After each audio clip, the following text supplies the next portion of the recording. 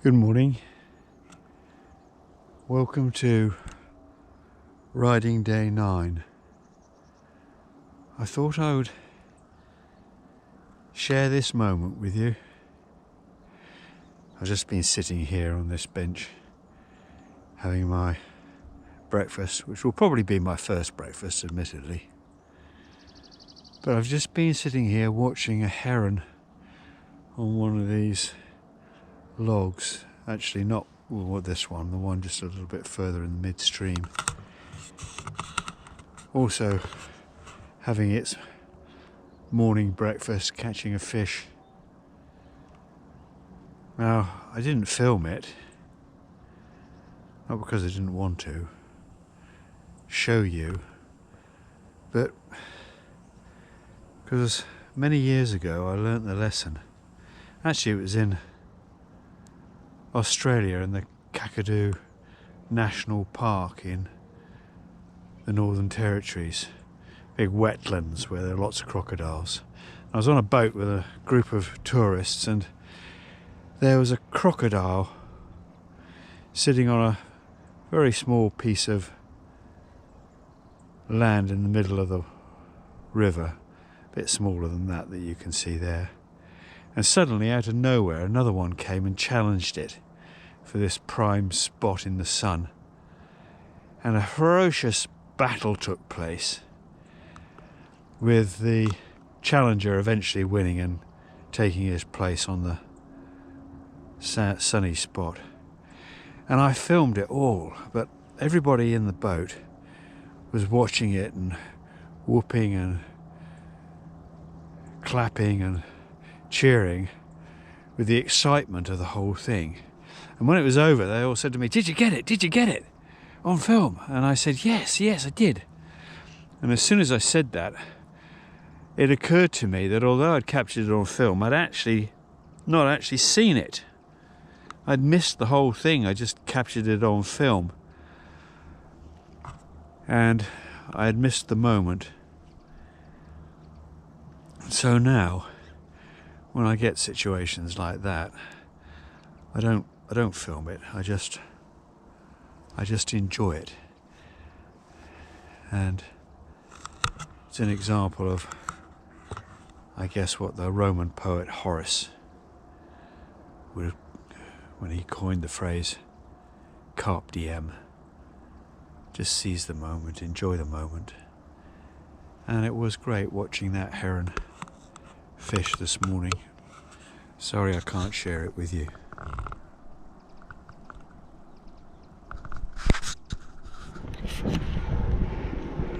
So while I'm just cruising along here this morning, I thought I'd just give you a quick review of the bike and the body. As far as the bike is concerned, overall it's really exceeded my expectations of it. It's a very smooth ride.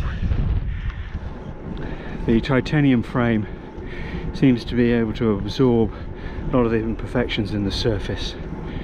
The shifting of the centre of gravity forwards and downwards, it's more noticeable actually without the panniers and things on. But that changes the whole feel of the ride. With the panniers on, it's not quite so noticeable, but it is certainly a very smooth ride, even with the panniers on. The gearbox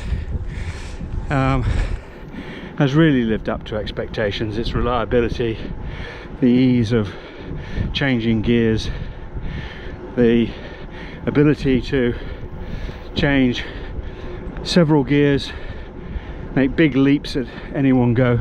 Very handy when you come up to very short but steep climbs exiting canals and rivers and things. That's very handy. And very quiet. And you can't really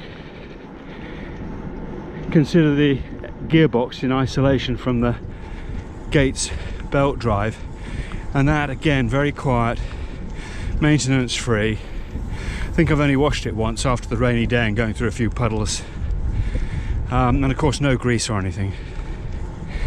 The only other system on the bike that bears mention is the electrical system, which I have to say is proving to be worth every penny of the extra money I spent on getting a front light through which I could draw power from the dynamo to power my electrical devices. I mean, for example, after using the iPhone last night quite a lot to book accommodation, change routes on the GPS, etc., power was down to 36% this morning. After an hour of riding this morning, that had risen up to about 95%. So that's really handy not to have to worry about charging up my devices. As far as the body's concerned, on the plane over I crooked my neck trying to sleep with my head against the window, and I was a bit worried that that was going to be aggravated by camping and sleeping on a thin air bed and air pillow. But after a couple of days of riding the bike, straightening my back and stretching my neck, all that went away, so I was very pleased about that. Artificial hip and knee, they're all good, no problems there. Ankles with all the metal in them, they're good.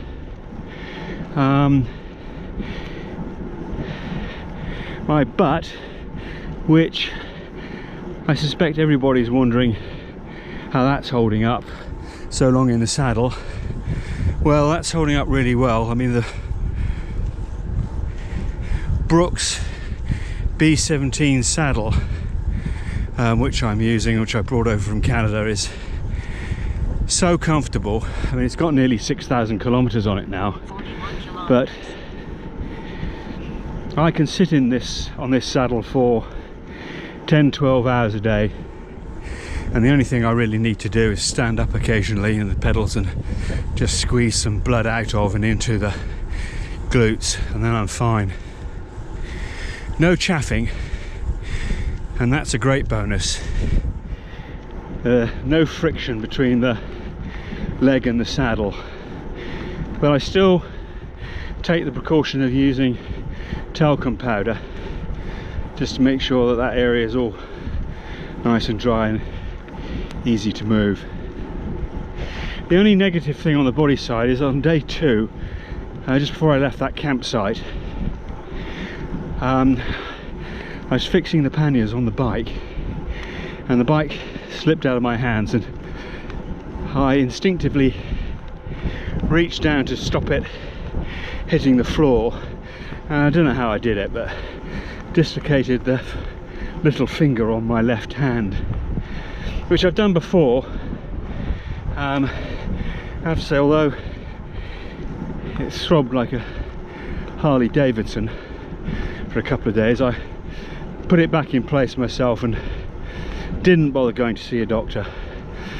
Not because that would have been much in terms of time, just to get the x-ray done and get it strapped up, etc., but it's all the red tape that's involved with the insurance company that require me to notify them as soon as something happens. The injury has to be verified, discussions with the doctor about what they're going to do and how much it's going to cost, and getting all of that sorted. That would have taken all day, if not more than a day. So as it wasn't that serious, frankly, didn't bother. So that's about it as far as body and bike are concerned.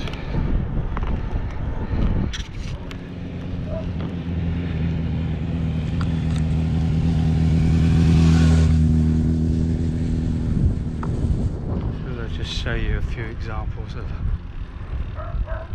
little cottages along the route. Just went through one village and they were just so lovely.